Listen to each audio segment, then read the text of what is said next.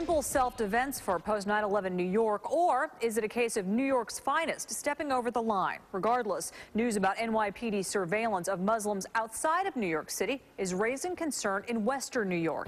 News 4's George Rickards is live at UB tonight. George.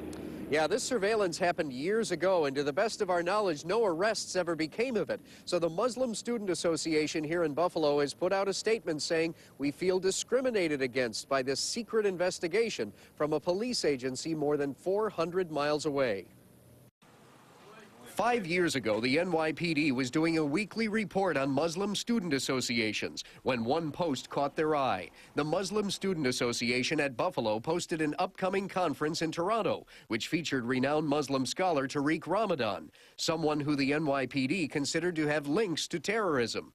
In the secret police report was the name of the UB student who forwarded that link. Is she a terrorist?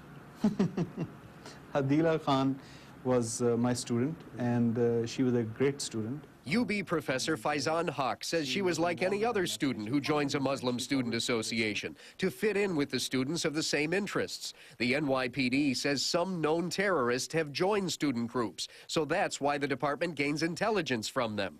But local Muslims feel stereotyped. I know now, like a lot of MSA students across the country, they're going to be somewhat frightened to even join these organizations because for no reason. I'm very hurt by this because I think this is basically profiling and it's discrimination against the Muslims. The NYPD monitored students at several colleges in the Northeast and even sent an undercover agent to upstate New York to follow students on a canoe trip. Some News 4 viewers commented on our webpage. To all those who are going to pipe up about stepping on people's rights, I say better step on the obvious than ignore the reality. Another writes, the government is spying on non-Arab Americans too. Big deal. Get over it. What really disturbing for me is the undermining of American values, because once a government gets the taste of it, it's very hard to turn it back.